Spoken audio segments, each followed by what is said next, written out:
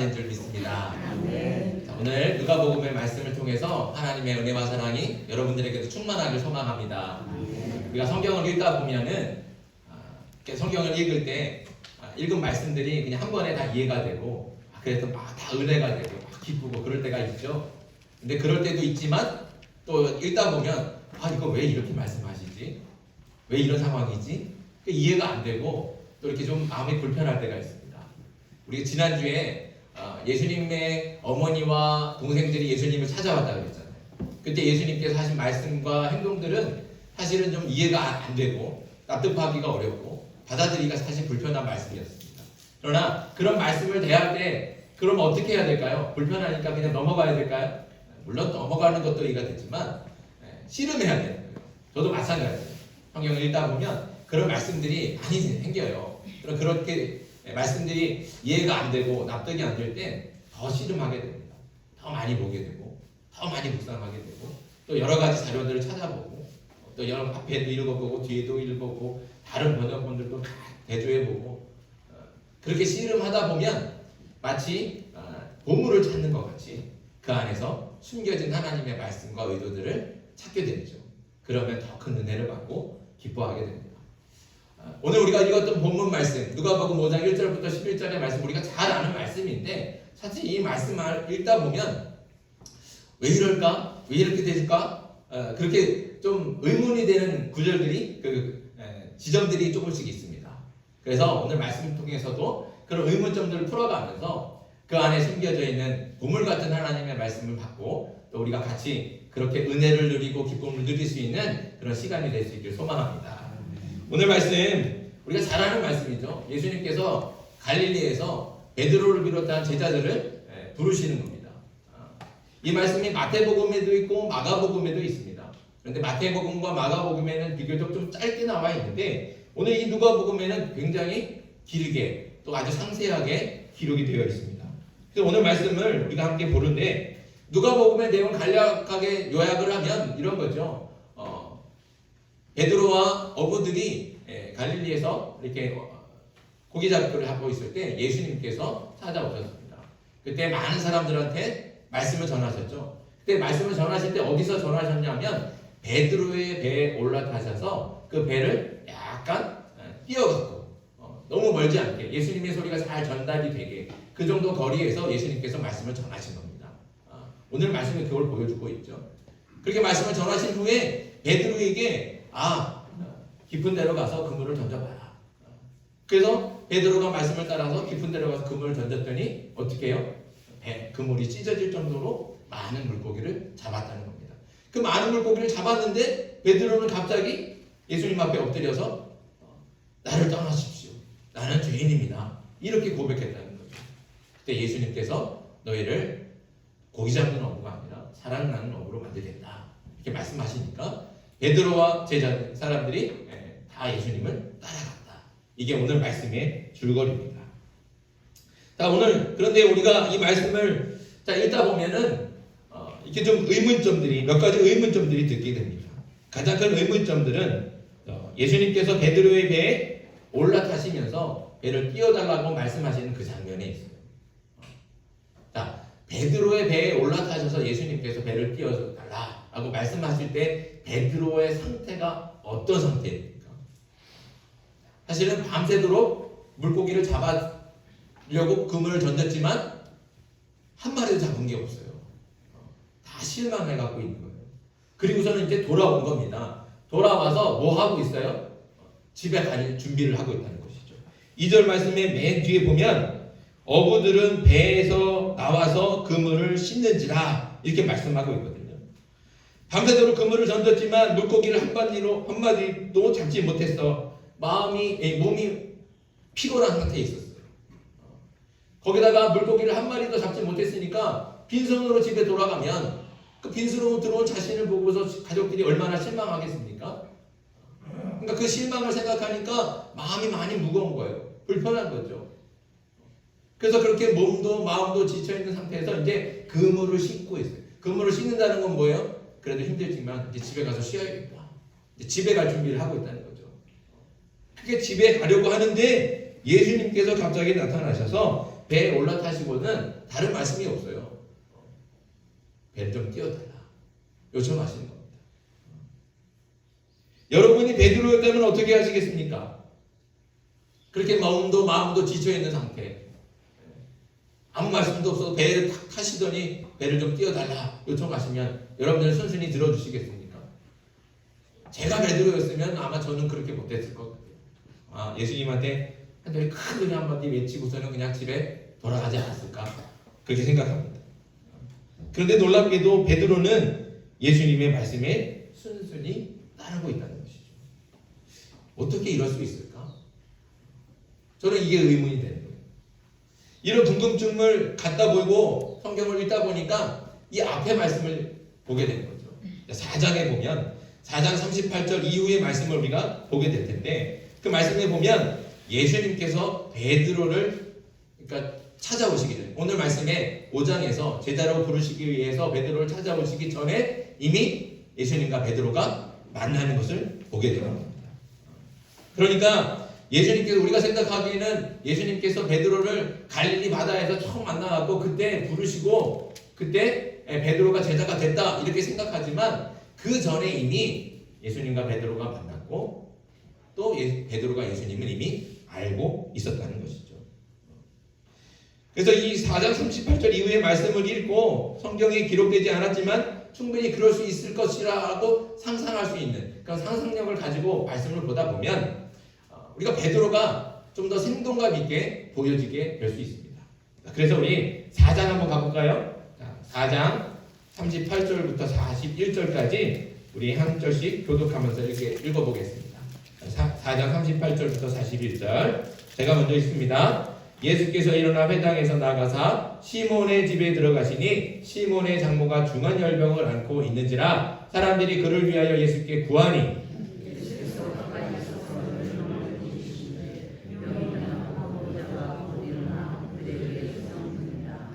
해가 질 무렵에 사람들이 온갖 병자들을 데리고 나아오매 예수께서 일일이 그 위에 손을 얹으사 고치시니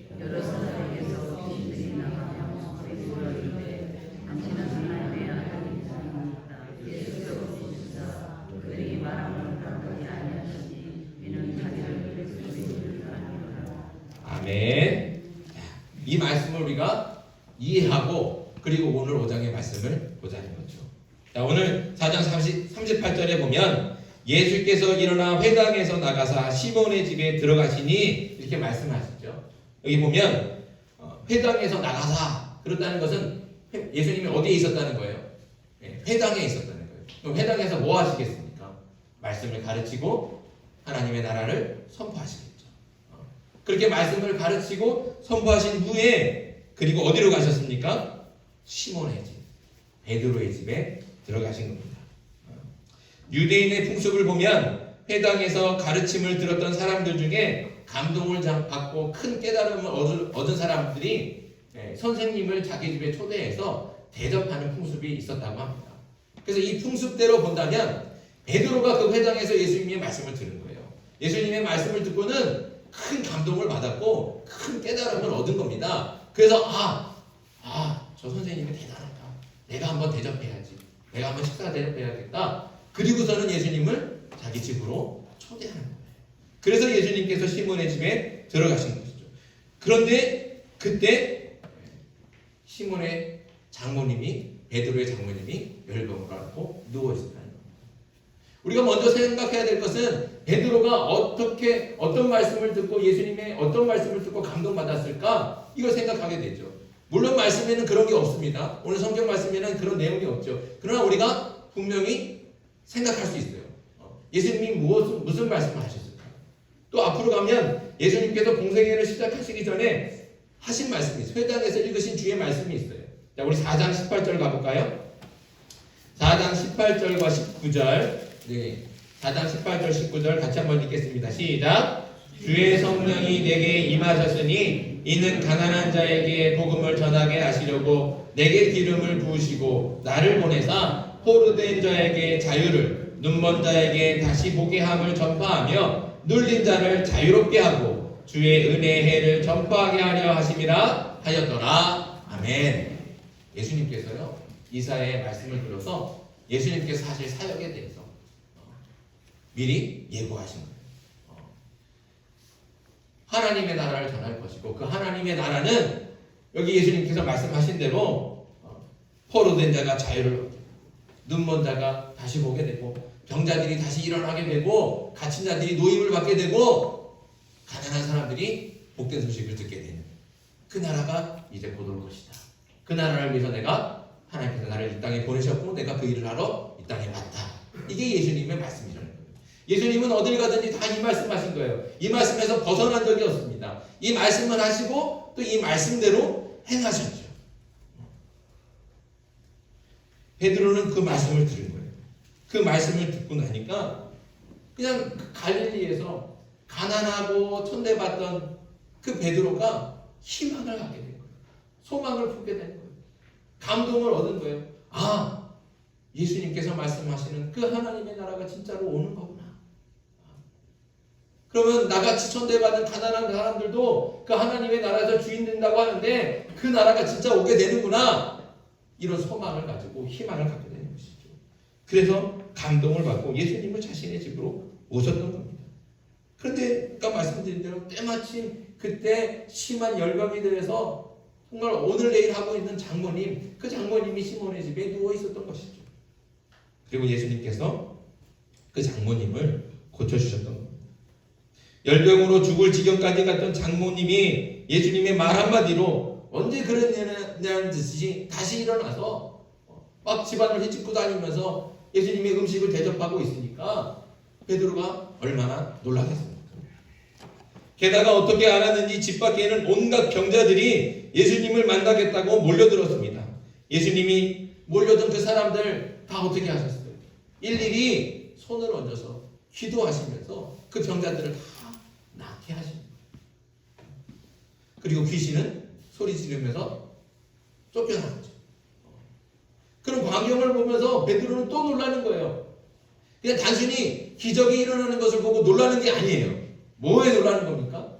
예수님께서 회당에서 하신 말씀이 바로 눈앞에서 이루어지고 귀신이 소리 지르며 나가고 병자들은 고침을 받고 가난한 사람들은 예수님의 말씀이 희망을 품고 기뻐하니까 그 모습을 보면서 아, 예수님께서 하신 말씀이 지금 여기서 이루어지고 있구나. 정말 하나님의 나라가 가까이 왔구나. 가슴이 벅차오르네. 감동이 되는 거죠. 또 놀라는 거예요. 그때 아마도 베드로의 마음에는 예수님을 따르고자 하는 마음이 그때 생겼을 겁니다.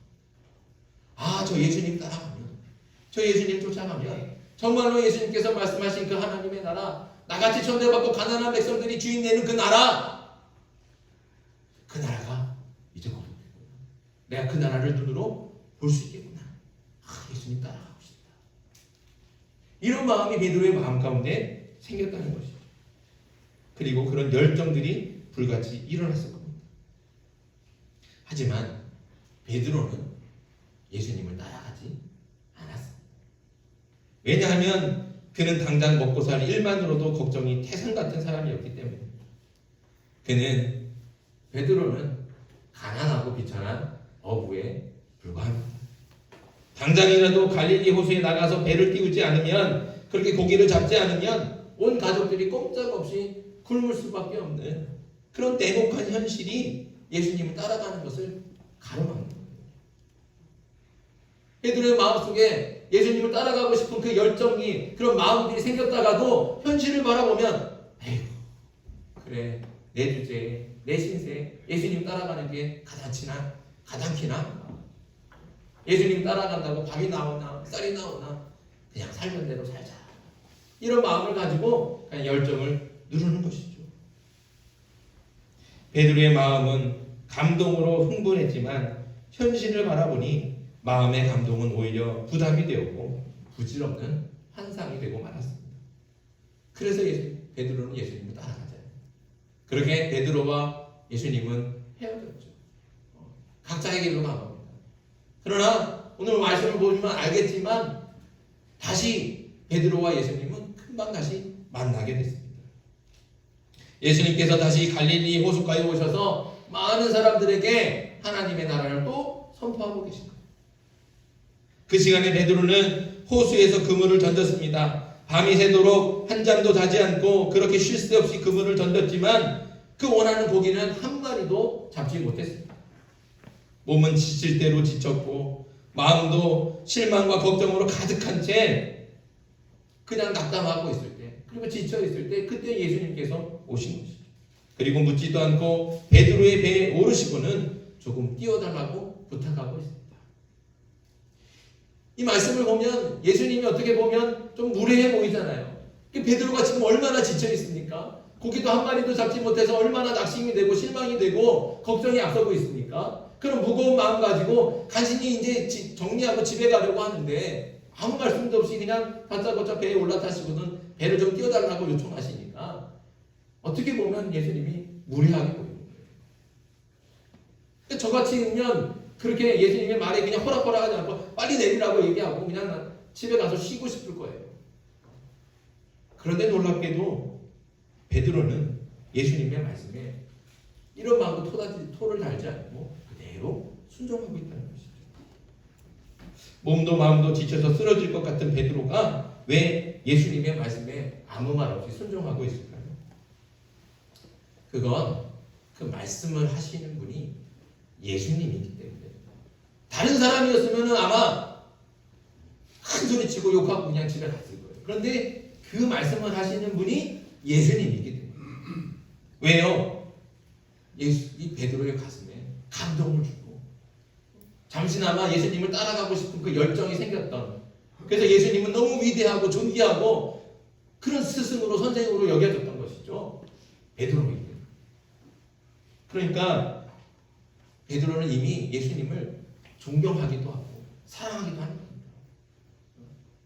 그래서 예수님께서 그 배에 오르시고 배를 띄워달라고 할 때 아무 말 없이 그냥 그대로 순종하는 것이죠. 다른 사람이었으면 안 그랬을 거예요. 그러나 이미 베드로가 존경하고 사랑하는 스승, 선생님이기 때문에 예수님은 그 예수님의 말씀에 순종하고 있습니다. 그리고 베드로는 예수님의 부탁대로 배를 띄우고는 예수님과 한 배에 있어요. 그러니까 무슨 말이에요? 예수님께서 저 멀찍이 있는 사람들에게 하나님의 나라를 선포하실 때 베드로는 그 누구보다도 가까이서 예수님의 말씀을 직접 생생하게 듣고 있는 거예요. 그러니까 이 베드로가 또 그 냉랭했던 가슴에 또 말씀에 불이 지펴지는 거예요. 은혜를 받고 감동을 얻고 또다시 열정으로 불타오르는 거예요. 그때 예수님께서 말씀하십니다. 깊은 데로 가서 그물을 던져. 근데 그때 베드로가 뭐라고 말씀합니까? 뭐라고 말합니까? 베드로의 생각에는요, 이게 예수님의 말씀이 도대체 이해가 안 되는 거예요. 갈릴리에서 수십 년 동안 잘뼈가 굵은 사람이 베드로 아닙니까? 근데 그 베드로도 밤새도록 그물을 던졌는데 물고기를 한 마리도 잡지 못했어요. 근데 거기 가서 똑같이 거기 가서 그물을 던지라는 거예요. 그러니 예수님의 말씀이 납득이 됩니까? 안 되는 거예요. 그런데 베드로가 이렇게 얘기를 하는 것이죠. 선생님, 5절 말씀입니다. 5절에 선생님, 우리들이 밤이 새도록 수고하였을 때 잡은 것이 없지만은 말씀에 의지하여 내가 그물을 내리리이다. 여러분들 이 말씀을 잘 이해해야 됩니다. 이 말은 무슨 뜻입니까? 베드로가 고기가 잡힐 줄 알고 그물을 던지고 있는 겁니까? 이 말 속에서는 그런 말이 의미가 아니에요. 보세요. 선생님, 우리들이 밤이 새도록 수고하였을 때 잡은 것이 없습니다. 내가 해봤지만 안 됩니다. 그러니 지금 가서 던져도 안 될 게 뻔합니다. 그런데 예수님께서 말씀하시니 그대로 하겠습니다. 베드로는 고기가 잡힐 것을 믿은 것이 아닙니다. 베드로가 믿은 것은 예수님이라는 분, 그 말씀을 하시는 그 분, 자신이 존귀하게 여기고 또 사랑하는 그 예수님을 믿은 거예요. 고기를 많이 잡을 것이다, 이걸 믿은 게 아니라는 것이죠. 이렇게 그 사이에 일어난 일들을 정리하고 나니까 그 다음에 일어나는 일들도 이해가 되는 거예요. 오늘 본문을 읽으면서 제게 또 의문이 들었던 건 그렇게 물고기를 많이 잡았어요. 예수님께서 그물을 던져라, 깊은 데로 가서 그물을 던져라 말씀하시고 그대로 따르니까 정말 많은 물고기를 잡았단 말이에요. 그물이 찢어질 정도로. 배가 혼자서 못 끌어올리니까 다른 배까지 불러가고 그럴 정도로 많은 고기를 잡았는데 그 많은 고기를 앞에 두고 베드로가 한 행동이 뭐예요? 예수님께 엎드려서 주님 나를 떠나십시오. 나는 죄인입니다. 이 생뚱맞잖아요. 감사합니다라든지 아유 어떻게 이런 일이 일어났습니까? 정말 대단하십니다라든지 뭐 이런 말이 나와야 되는데 갑자기 생뚱맞게 나를 떠나십시오예요. 나는 죄인입니다. 죄를 고백합니다. 이게 도대체 앞뒤가 안 맞고 맥락이 이어지지가 않잖아요. 왜 이런 말을 할까? 이해가 안 됐는데 이렇게 앞에 거를 정리하고 나니까 이해가 되는 거예요. 어떻게 이해가 됩니까? 여러분들도 이해가 되십니까? 보세요. 베드로는요 예수님을 믿지 않았다니까요. 예수님의 말 깊은 데로 가서 던져보자. 그때 베드로의 마음속에 뭐야? 내가 해봤는데 안 되더라고요. 가도 소용없을 겁니다. 근데 예수님의 말씀하시니까 그냥 한번 해볼게요. 이 말 가지고 던진 거예요. 그런데 어떻게 됐어요? 물고기가 그냥 많이 잡혀요. 물고기가 많이 잡혔으니까 베드로가 마음이 얼마나 뜨끔하겠습니까? 난 예수님 믿지 않아요. 어떻게 이러는지. 놀란 거예요. 그러니까 너무 자신이 예수님을 믿지 않아 의심한 자신이 부끄럽고 죄송스러워요. 그래서 예수님 앞에 엎드리는 겁니다. 그리고 나는 죄인입니다. 고백하는 것이죠. 오늘 말씀을 통해서 우리가 깨닫게 되는 것, 우리의 믿음이 베드로 같은 믿음이 돼야 된다는 겁니다. 베드로는 고기를 많이 잡을 것이라는 기대가 아니라 고기를 한 마리도 잡을 수 없을 거라는 의심이 있었습니다. 하지만 말씀하시는 분이 예수님이기에 고기를 잡지 못해도 상관이 없는 거예요. 베드로에게는 고기 많이 잡고 못 잡고는 상관이 없는 거예요. 그냥 그 말씀하시는 분이 예수님이니까 그냥 예수님의 말씀에 순종하는 것이죠. 결과에 상관없이 예수님의 말씀이기 때문에 그 말씀에 순종하는 겁니다. 이게 진짜 믿음이라는 것이죠. 기독교의 믿음은 일이 되어질 결과를 예상하면서 그 결과를 믿는 것이 아닙니다.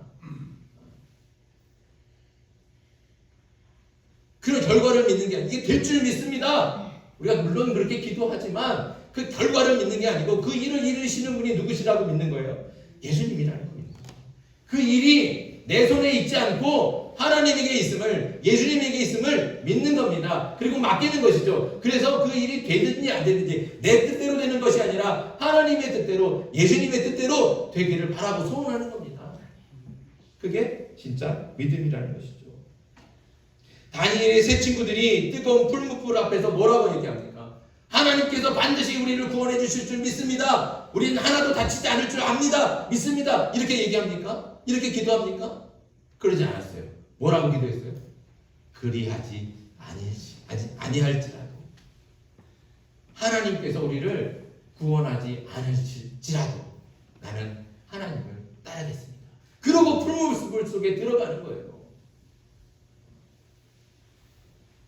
그게 믿음이라는 것이죠. 지금 베드로가 예수님의 말씀에 따르는 것도 바로 이 믿음이 있기 때문입니다. 비록 고기를 잡지 못할지라도 예수님의 말씀이기 때문에 따르겠습니다. 베드로의 고백과 믿음이 저와 여러분의 믿음이 되길 간절히 소망합니다. 아멘. 우리가 이런 믿음으로 살아가는 거예요. 이게 우리의 진실한 믿음. 그런데 오늘 말씀에서 우리가 더 중요하게 발견하게 되는 또 한 가지가 있습니다. 뭐냐? 베드로는 물고기를 버리고 예수님을 따랐다는 거예요. 베드로의 입장에서 보면 베드로가 잡은 물고기는 주님께서 주신 은혜입니까? 아닙니까? 축복입니까? 아닙니까? 축복이죠. 은혜죠. 그는 그 물고기 잡으려고 밤새도록 했었습니다. 그런데 한 마리도 못 잡았어요. 그런데 예수님을 만나고 나서 물고기를 잡았다니까요. 그럼 걱정이 사라지잖아요.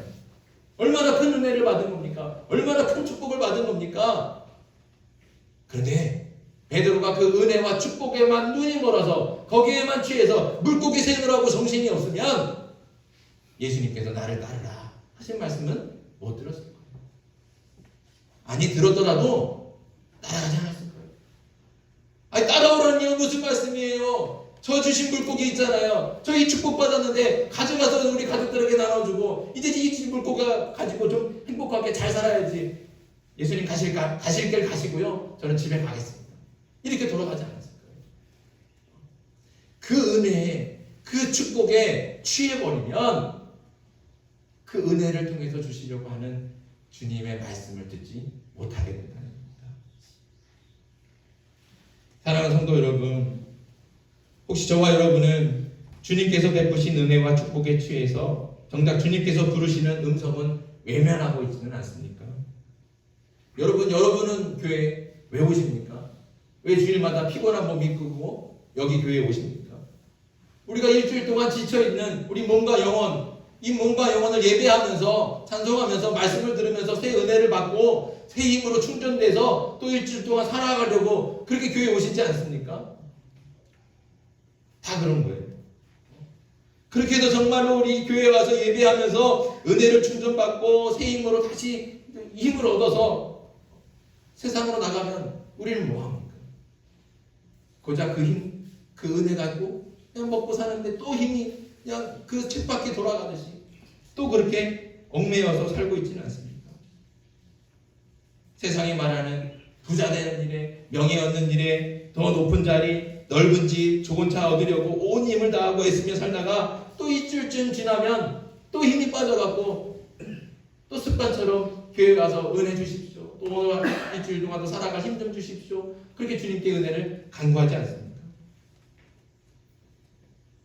그리고 은혜가 채워지고 또 이렇게 힘이 채워지면 또 주님께서 부르시는 음성은 나 몰라라 하고 내 뜻대로 내 뜻대로 살아가는 게 우리 인생 같다는 것이죠. 그런 은혜가 무슨 소용이 있겠습니까? 하나님께서 우리에게 은혜를 주시는 이유는 그 은혜로 하나님의 나라를 위해서 우리를 헌신하도록 부르시는 줄 믿습니다. 우리에게 은혜 주시는 이유는 그 은혜를 가지고 그래도 한번 행복하게 잘 살아봐라. 물론 그것도 있죠. 그런데 거기에 취해서 주님께서 말씀하시고 부르시는데 나를 따르라. 너를 고기 잡는 어부가 아니라 사람 낚는 어부로 만들어주겠다. 말씀하시는 대로 저는 사람 낚기 싫습니다. 저는 여기 고기가 좋습니다. 그냥 고기에 만족하고 그 축복만 누리면서 나 혼자 행복하려고 주님의 말씀을 그 부르심의 음성을 외면하고 살고 있지는 않습니까? 오늘 베드로는 주님을 위해서라면 그토록 바라던 물고기를 정말로 축복으로 은혜로 가득 받고서도 아낌없이 버리고 예수님을 따라갔습니다. 축복이라고 생각되는 것들, 은혜라고 생각되는 것들, 그것들에 취하지 않고 그것들에 발목이 잡혀서 예수님을 못 따라가는 게 아니라 그것들을 과감하게 버리고 예수님을 따르는 길을 선택했다는 것이죠. 저와 여러분들이 이렇게 주님의 부르심에 응답하고 주님을 따르는 제자가 될 수 있기를 소망합니다. 주님의 부르심에 따르려면 무엇보다도 베드로 같은 믿음이 있어야 됩니다. 결과와 상관없이 오직 예수님 자체를 믿고 그분의 말씀이라면 비록 속에서 의심이 생기고 두려움이 있을지라도 그래도 예수님의 말씀이기 때문에 따르는 것. 그런 믿음, 오직 예수님 자체를 믿는 그 믿음이 저와 여러분들의 믿음이 되길 간절히 바랍니다. 또 주님께 받은 은혜와 축복에 취해서 그것에 안주하는 삶이 아니라 더 큰 은혜를 위해 바로 앞에 있는 축복을 과감하게 내려놓고 주님의 부르심에 순종할 수 있는 제자가 되기를 간절히 바랍니다. 우리 검교의 모든 성도들이 이렇게 베드로 같은 믿음으로 주님의 부르심에 응답하고 주님께서 기뻐하시는 제자의 삶을 살기를 주님의 이름으로 축복합니다. 네, 기도드리겠습니다. 하나님, 우리에게 베드로 같은 믿음을 주시옵소서. 어떤 결과를 기대하며 그대로 될 것을 믿는 것이 아니라 그 일을 행하시고 이루시는 분이 예수님이심을 믿고 결과에 상관없이 예수님